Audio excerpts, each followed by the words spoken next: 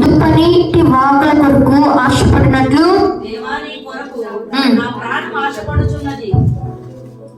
దుప్పి దేనికోసం ఆశపడుతుందండి? నీటి కొరకు.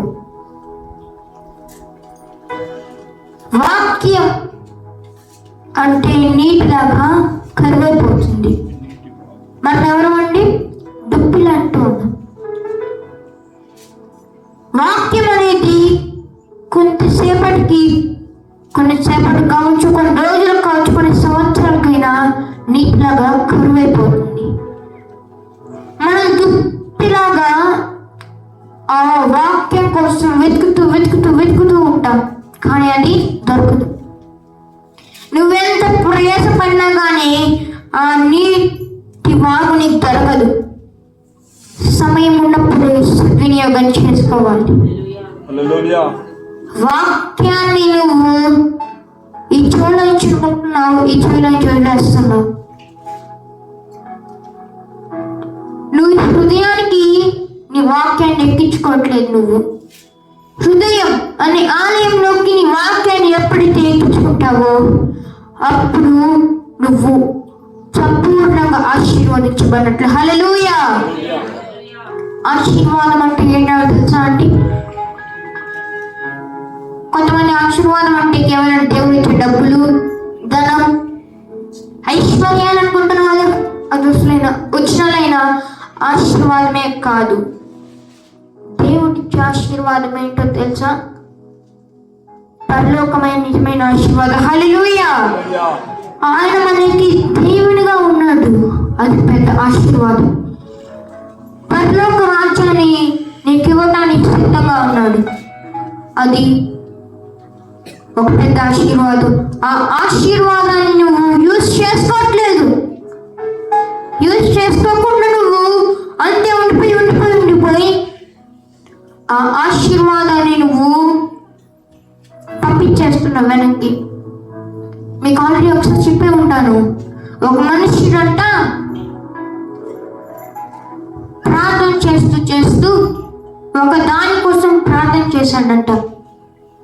ఆ ప్రార్థన చేసినప్పుడు అది ఒక దేవదూత నుండి ఇంకో దేవదూతకి వెళ్ళి అలా 7 దేవదూతల్ని దాటుకొని చివరికి దేవుని దగ్గరికి చేరిందంట. ఆ దేవుని దగ్గరికి చేరినప్పుడు ఆ దేవుడు ఏ వస్తువునైతే అడిగాడో ఆ వస్తువుని ఇవ్వడానికి సిద్ధంగా ఉండి ఇంకో దేవదూతకి ఇచ్చినప్పుడు అది దాటుకొని వచ్చింది. అయితే తను ఆ ప్రార్థనలో ఉండకుండా, ఆత్మీయతలో ఉండకుండా లోకంలో కలిసిపోయాడు ఆ వ్యక్తి లోకంలో కలిసిపోవడం వలన ఆశీర్వాదం రాకుండా మళ్ళీ వెళ్ళిపోయింది పైకి. నీ జీవితంలో కూడా నువ్వు ఒక ఆశీర్వాదం కావాలనుకుంటున్నావా? ఆ ఆశీర్వాదం వచ్చేదాకా నువ్వు వెయిట్ చేయాలి. ఆ ఆశీర్వాదం రాకుండా దేవుడు నాకు లేదు నీ ఆశీర్వాదం కోసం ఎంత పడ్డాగానే ఆశీర్వాదం నీకు రాదు. దానికి కొద్ది టైం పట్టింది. ఆశీర్వాదాన్ని లేటైనా కానీ రెండింతలుగా వచ్చింది. హల్లెలూయా. నువ్వెంతసేపు వేచి ఉంటావో అంతసేపు నీకు ఆశీర్వాదం వచ్చేది.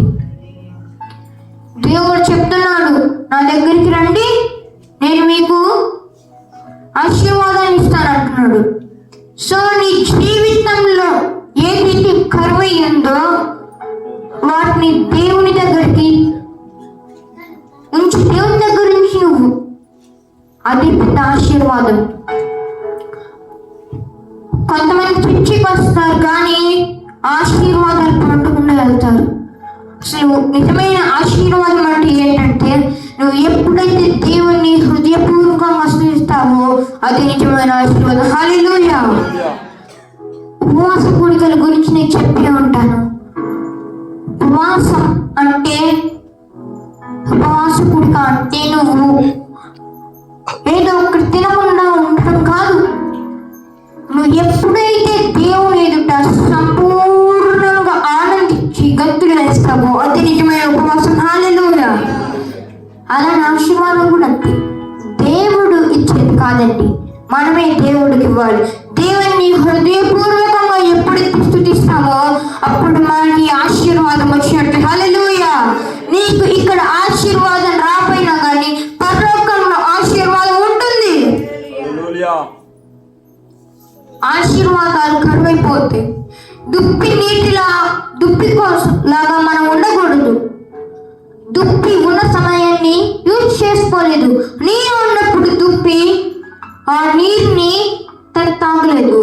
కానీ ఎప్పుడైతే ఎడారులకు వెళ్ళిందో, ఎప్పుడైతే నీళ్లు కరువైపోయాయో, ఎప్పుడైతే ఆ ప్రాంతంలోకి కరువు వచ్చిందో అప్పుడు నీరు కోసం వెతుకుతూ చివరికి చనిపోయింది దుప్పి.